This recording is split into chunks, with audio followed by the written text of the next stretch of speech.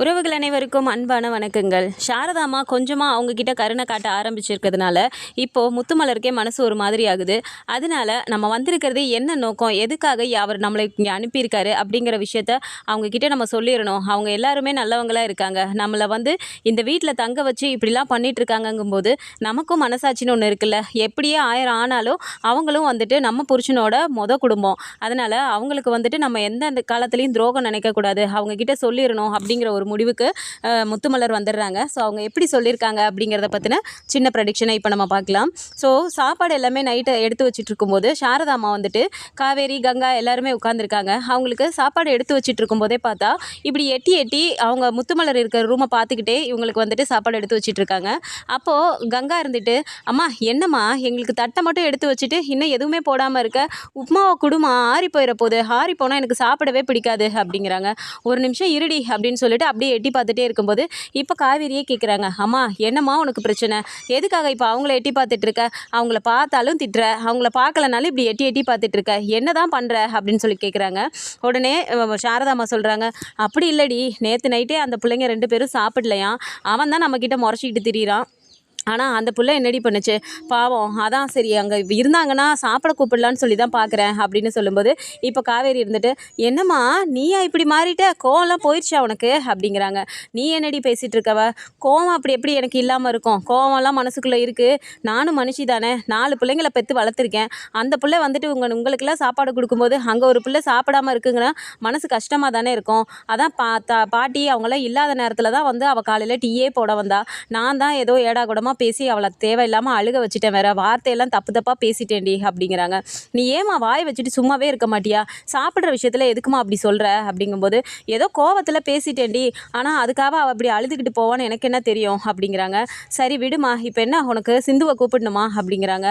இல்லடி விடு, கூப்பிட வேணாம், வந்தால் கூட போடலான்னு தான் பார்த்தேன், இல்லைனா அங்கே சாப்பாடு இருக்குன்னு சொல்லிடலாமா அப்படின்னு சொல்கிறாங்க. இருமா, இவ்வளோ தூரம் நம்மெல்லாம் உட்காந்துட்டோம், அதான் இப்போ இங்கே பாட்டி சித்தியெல்லாம் இல்லைல்ல, இரு நான் கூப்பிடுறேன் அப்படின்னு சொல்லிட்டு சிந்து சிந்து அப்படின்னு சொல்லி கூப்பிடுறாங்க. உடனே முத்துமலர் உள்ளே ஏய் காவேரி தாண்டி உன்னை கூப்பிடுறா, காவேரி குரல் தான் கேட்குது, உன்னை தாண்டி கூப்பிடுறா அப்படிங்கும்போது அம்மா நான் அவங்கக்கிட்ட போகலம்மா, எனக்கு பயமாக இருக்குது அப்படிங்கிறாங்க. சரி வா நானும் வரேன், எதுக்கோ கூப்பிடுறாங்கல்ல, மரியாதை கொடுக்காமலாம் இருக்கக்கூடாது, வா அவங்க உனக்கு மூத்தவங்க தானே அப்படின்னு சொல்லிட்டு முத்துமலரே இப்போ ரூமை கூட்டிகிட்டு வராங்க. ஸோ வரும்போதுமே அவங்க தயங்கி வராங்க. சாரதாம்மா அப்படின்னு நின்று பார்த்துட்டே இருக்கும்போது அவங்க அப்படி நிற்கிறாங்க.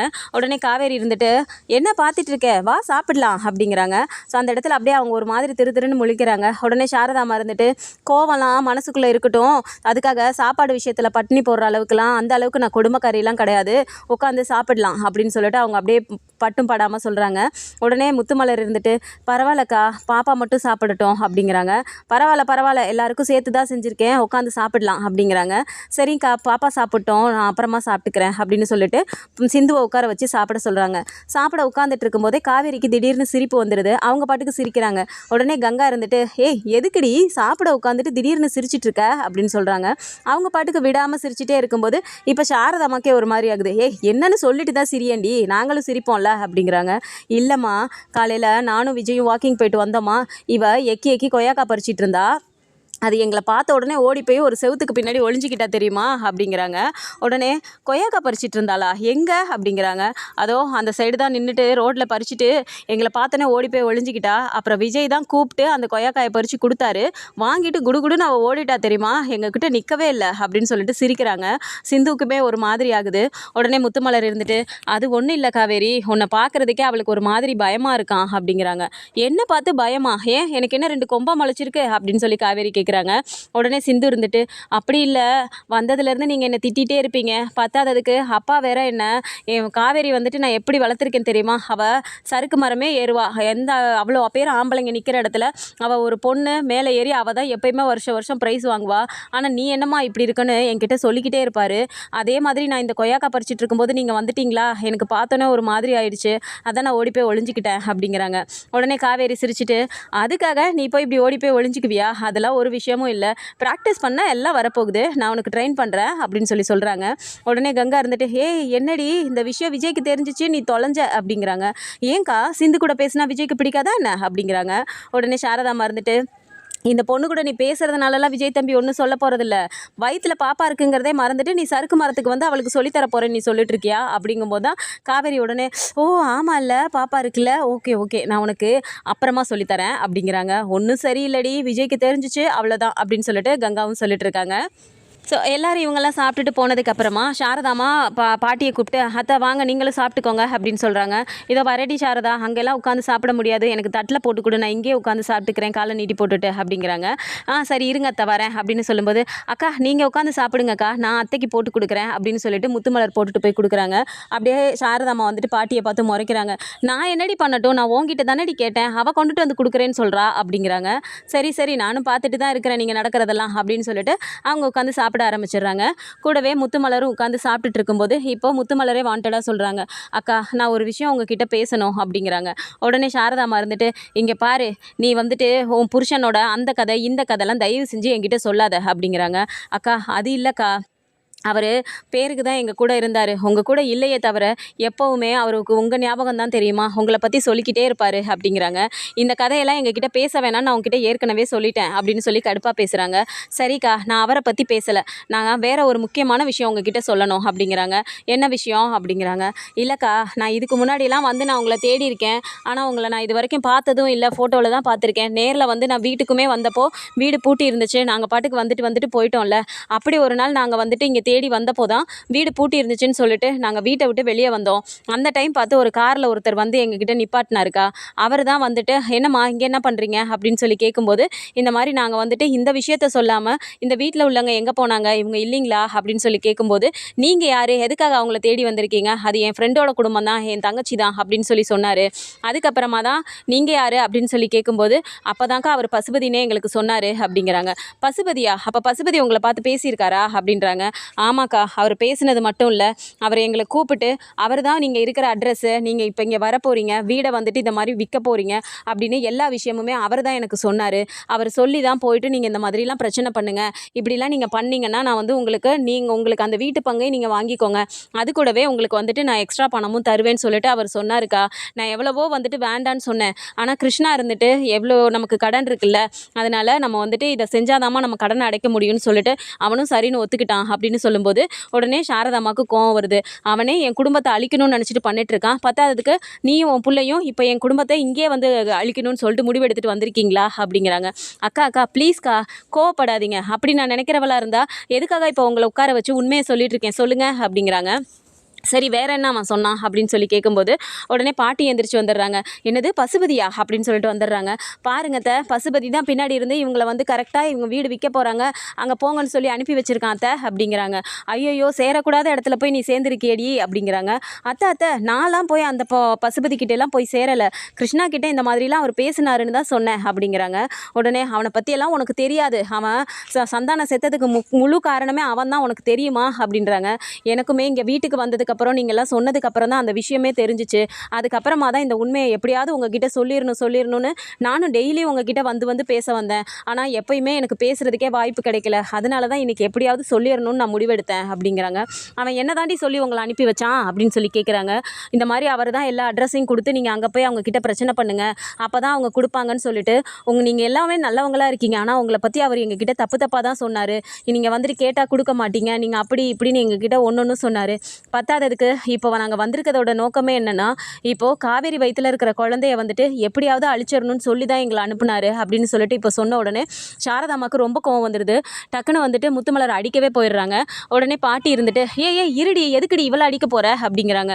என்னத்த அவள் பேசிக்கிட்டு இருக்கா, இருந்தும் காவேரி குழந்தை அந்த விஜய் தம்பிக்கு தெரிஞ்சால் என்ன ஆகும், விஜய் தம்பி வீட்டிலே உட்காந்துக்கிட்டு அவங்க குழந்தைய அழிக்கணும்னு சொல்லி இவள் பேசிகிட்டு இருப்பாளா அப்படின்னு சொல்லி சொல்கிறாங்க.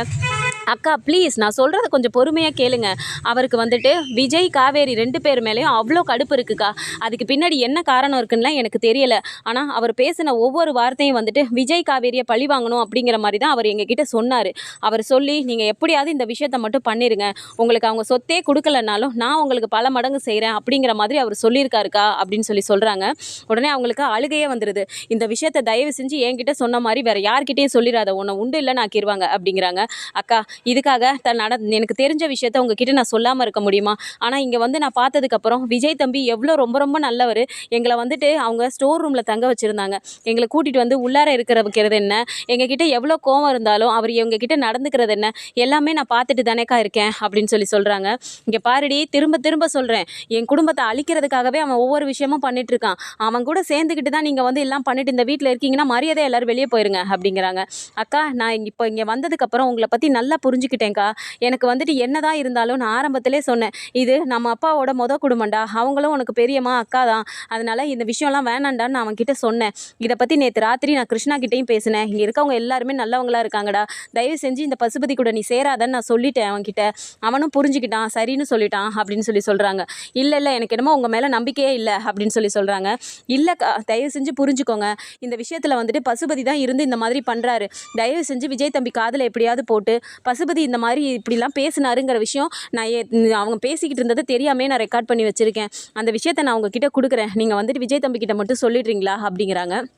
உடனே பாட்டி இருந்துட்டு, ஏய் மறக்காமல் முதல்ல விஜய் தம்பியை போய் கூப்பிடுறி, போய் விஜய் தம்பிக்கிட்ட நம்ம இதை உடனே சொல்லணும். பசுபதி எப்படிப்பட்ட வேலை பண்ணியிருக்கான், காவேரியோட குழந்தையவே அழிக்க நினச்சிருக்கானே, இவெல்லாம் மனுஷனாடி, வயிற்றில் இருக்க குழந்தை என்னடி பண்ணுச்சு அப்படின்னு சொல்கிறாங்க. உடனே சாரதாமா இருந்துட்டு, இதை எப்படி நான் போய் விஜய் தம்பிக்கிட்ட சொல்லுவேன், விஜய் தம்பிக்கு அந்த குழந்தைன்னா எவ்வளோ முக்கியம்னு எனக்கு தான் தெரியும். அந்த தம்பி ஸ்கேன் பார்க்க போகிறதுக்கு முன்னாடி எவ்வளோ துடிச்சு அழுதுச்சுன்னு நான் கண் கூட பார்த்தேன். அப்படி இருக்கும்போது இந்த விஷயத்தை போய் நான் எப்படி சொல்ல முடியும் அப்படின்னு சொல்லிட்டு இவங்கெல்லாம் பேசிகிட்டு இருக்காங்க. இதை பேசிகிட்டு இருக்க விஷயத்த வந்துட்டு விஜய் எதேச்சியாக கீழே வந்தவர், இவங்க 3 பேர் காம்போ சரியில்லையே, என்ன அதிசயமா இவங்க 3 பேர் உட்கார்ந்துருக்காங்களே, என்னவா இருக்கும் அப்படின்னு சொல்லிட்டு அவங்க கேட்டுக்கிட்டே தான் அந்த சைடு நின்றுருக்காரு. இந்த விஷயம் தெரியாமல் இவங்க பேசிகிட்டு இருந்திருக்காங்க. ஸோ விஜய் இதெல்லாம் கேட்டுட்டு அங்கே இருந்துட்டு, அத்தை என்ன பேசிகிட்டு இருக்கீங்க நீங்கள் எல்லாரும் அப்படின்னு சொல்லிட்டு வராரு. உடனே இவங்களுக்கு பார்த்தோன்னே ஒரு மாதிரி ஷாக் ஆகுது. முத்துமலர் அப்படியே திருன்னு முழிக்கிறாங்க. வந்துட்டு, நான் நினச்சேன் நீங்கள் கரெக்டாக அட்ரஸ் எல்லாம் கண்டுபிடிச்சி ஒவ்வொரு டைமும் வர்றது, பாயிண்ட்டாக நீங்கள் பேசுகிறது எல்லாத்த வச்சும் இதுக்கு பின்னாடி பசுபதி இருப்பாரோன்னு நினச்சேன். ஆனால் இப்படியெல்லாம் இருந்தாலும் விஷயம் பண்ணியிருப்பாருன்னு நான் யோசிக்க கூட இல்லை அப்படிங்கிறாங்க. தம்பி, நான் இப்போவும் சொல்கிறேன்ப்பா, உங்களுக்கு கெடுதல் நினைக்கணும்னு நான் நினைக்கவே இல்லை. நாங்கள் வந்து எங்ககிட்ட உங்களை பற்றி அவர் தப்பாக தான்ப்பா சொல்லியிருந்தாரு. அந்த கோவத்தில் தான் வந்துட்டு எப்படியாவது நாங்கள் வந்து எங்களோட பங்கை வாங்கிடணும்னு சொல்லி நாங்கள் வந்தோம். ஆனால் இங்கே வந்ததுக்கு அப்புறம் தான்ப்பா உங்கள் எல்லாரை பற்றியும் நான் புரிஞ்சுக்கிட்டேன். நீங்கள் வந்துட்டு தப்பானவங்களே இல்லை, அவர் தான் வந்து தப்பாக எங்ககிட்ட சொல்லியிருக்காருங்கிறது நான் வந்த கொஞ்ச நாள்லேயே புரிஞ்சுக்கிட்டேன்ப்பா. ஆனால் அந்த ஆள் வந்துட்டு எப்போ வேணால் வந்துட்டு காவேரியை வந்துட்டு இந்த மாதிரி பண்ணணும், காவேரிக்கு உங்களுக்கு அந்த குழந்தை நல்லபடியாக பிறக்கக்கூடாதுங்கிற மாதிரி அவர் வந்துட்டு ரொம்ப கெட்ட எண்ணத்தோடு இருக்காருப்பா அப்படின்னு சொல்கிறாங்க. உடனே, தம்பி இன்னொரு விஷயமும் உங்ககிட்ட சொல்லணும் அப்படிங்கிறாங்க. எதுவாக இருந்தாலும் டக்குன்னு சொல்லுங்கள், நீங்கள் சொல்கிற ஒவ்வொரு விஷயமும் எனக்கு கோவம் தான் வருது அப்படிங்கிறாரு. இல்லைப்பா தம்பி, இந்த விஷயத்தில் இன்னொருத்தர் சம்மந்தப்பட்டிருக்காரு அப்படிங்கிறாங்க. யார் அப்படின்னு சொல்லி கேட்கும்போது, இல்லைப்பா உங்கள் சித்தப்பா இருக்காருல்ல, அவர் நிறையா வாட்டி பசுபதி கூட பேசுகிறத நானே பார்த்துருக்கேன் அப்படிங்கிறாங்க. என்ன சொல்கிறீங்க அப்படிங்கிறாங்க. ஆமாப்பா, வீட்டுக்குள்ளாரே அவர் இருக்கும்போது அவர் கொடுக்குறது எதையும் காவேரியை சாப்பிட வேணான்னு சொல்லிடுங்கப்பா அப்படிங்கிறாங்க. ஏன், எதுக்காக? அவர் எதுவும் கொடுக்க மாட்டாரே காவேரிக்கெலாம், காவேரியை பார்த்தாலே அவருக்கு பிடிக்காதே அப்படிங்கிறாங்க. அதுதான் தம்பி விஷயமே, காவேரி அவருக்கு பிடிக்கல அப்படிங்கிறதுனால தான் அவங்க 2 பேரும் கூட்டு சேர்ந்து எப்படியாவது காவேரிக்கு வந்து நல்லபடியாக அந்த குழந்தை பிறக்கக்கூடாது, அவளுக்கு பிரசவம் நல்லபடியாக நடக்கக்கூடாதுங்கிற மாதிரி அவங்க ரொம்பவும் கடுப்பில் பேசிகிட்டு இருக்காங்கப்பா. அதனால் தயவு செஞ்சு உங்களால் எவ்வளோ முடியுமோ அவ்வளோக்கு அவ்வளோ நம்ம காவேரியை பத்திரமா பார்த்துக்கணும்ப்பா அப்படின்னு சொல்கிறாங்க. உடனே இந்த இடத்துல பாட்டி வந்துட்டு, ரொம்ப ரொம்ப நல்ல விஷயம் சொல்லியிருக்கடி நீ அப்படிங்கிறாங்க. என்னத்த நல்ல விஷயத்த அவள் சொல்லிட்டா, இவள் வந்துட்டு வீட்டுக்குள்ளே வந்துட்டு இவ்வளோ பெரிய பிரச்சனையை தானே இழுத்துட்டு வந்திருக்கா, அவள் ஏதாவது ஒன்று கிடக்க ஒன்று பண்ணியிருந்தானா நம்ம என்ன பண்ண முடியும் அப்படிங்கிறாங்க. அக்கா என்னக்கா, எனக்கும் ஒரு பொம்பளை பிள்ளை இருக்கா, நான் அப்படி பண்ணுவேனா, தயவு செஞ்சு புரிஞ்சுக்கோங்கக்கா, நான் இப்போவும் உங்கள் கூட தான் நிற்கிறேன் அப்படிங்கிற மாதிரி முத்துமலர் ஒரு சைடு எடுத்து சொல்கிறாங்க. ஸோ விஜய் இருந்துட்டு என்ன சொல்கிறாரு, இங்கே பாருங்கள், இது வரைக்கும் நான் யாரும் கெட்டு போகணும்னு நினச்சி எதுவுமே பண்ணதில்லை. பசுபதி பண்ணுற ஒவ்வொரு விஷயத்துக்கும் தான் நான் பதிலடி தான் கொடுத்துட்ருப்பேனே தவிர பசுபதிக்கு வந்துட்டு இது வரைக்கும் நான் எந்த கெடுதலும் பண்ணதே கிடையாது அப்படின்றாங்க. உடனே முத்துமலர் இருந்துட்டு, இல்லை தம்பி, உங்களை பார்க்கும்போதே எனக்கு புரியுது, நாங்கள் யார் எவருன்னு தெரியாமலே எங்களுக்கு வந்து இவ்வளோ உதவி நீங்கள் செய்கிறீங்க, அப்படி இருக்கும்போது நீங்கள் எப்படிப்பா இப்படிலாம் பண்ணுவீங்க அப்படிங்கிறாங்க. இல்லைங்க, பரவாயில்ல இருக்கட்டும், என்னை பற்றியும் கூட உங்களுக்கு இன்னும் எதுவுமே தெரியாது, ஆனாலும் பசுபதி வந்துட்டு ஒவ்வொரு இது பண்ணுறாரு அப்படிங்கும்போதுமே எங்கள் குடும்பம் நல்லாவே இருக்கக்கூடாது, முக்கியமாக காவேரி குடும்பம் நல்லா இருக்கக்கூடாதுங்கிற மட்டும்தான் மைண்டில் வச்சுட்டு அவங்க அவராக இருக்கட்டும் அவர் பொண்ணாக இருக்கட்டும் அந்த மாதிரி பண்ணிகிட்ருக்காங்க.